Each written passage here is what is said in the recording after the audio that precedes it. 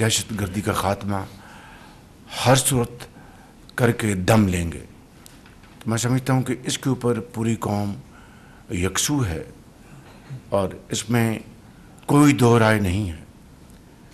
بلوچستان میں اس وقت جو دہشت گرد کارروائیاں کر رہے ہیں ان کا واحد مقصد یہ ہے کہ پاکستان کے اندر خلفشار پیدا کیا جائے اور پاکستان کی یہ حکومت صوبائی حکومتوں کے ساتھ مل کر جو چیلنجز ہے ان کو عبور کر کے پاکستان کی ترقی اور خوشحالی کے لیے جو ہم اقدامات اٹھا رہے ہیں تمام تر مشکلات کے باوجود اس میں رخ نہ ڈالا جائے اور اس کو روکا جائے.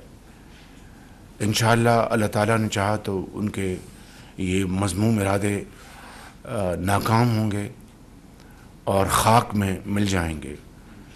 شرط اول یہ ہے کہ ہمیں اپنے دشمنوں کو پہچاننا ہوگا, ان کی جو مذموم ارادے ہیں ان کو شکست دینے کے لیے یکجا ہونا ہوگا اور مکمل یکجہتی کا اظہار کرنا ہوگا. میں سمجھتا ہوں کہ ہمیں اس لمحے مکمل پختہ ارادے کے ساتھ آگے بڑھنا ہے. کسی قسم کی کمزوری اور کسی قسم کا ضعف کا سوال نہیں پیدا ہوتا, اور بلوچستان میں وہ لوگ جو پاکستانی سوچ رکھتے ہیں, وہ لوگ جو پاکستان کے آئین اور جھنڈے کو تسلیم کرتے ہیں, میں سمجھتا ہوں کہ ان کے ساتھ بات چیت کے دروازے ہر وقت کھلے ہیں. لیکن جو اس آڑ میں کہ دوست ماں دشمن, ان کے ساتھ نہ کوئی بات چیت ہو سکتی ہے, نہ ان کے ساتھ کوئی قسم کا نرم رویہ اختیار کیا جا سکتا ہے.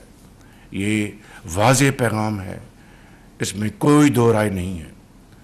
تو میں سمجھتا ہوں کہ کل کے واقعات یقیناً سب کے لیے لمحہ فکریہ ہیں, لیکن انشاءاللہ ہم مل کر ان مشکلات کو, ان چیلنجز کو عبور کریں گے اور پاکستان ضرور اپنا مقام حاصل کرے گا. میں پھر یہ کہنا چاہتا ہوں کہ دہشت گردوں کے لیے کوئی جگہ نہیں ہے. انشاءاللہ کچھ ہو جائے ان کا انشاءاللہ اس ملک میں مکمل خاتمہ ہوگا.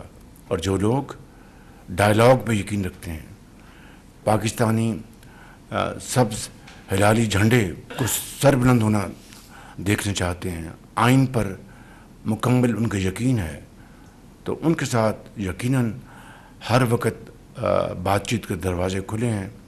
اس حوالے سے میں بہت جلد بلوچستان کا انشاءاللہ دورہ کروں گا.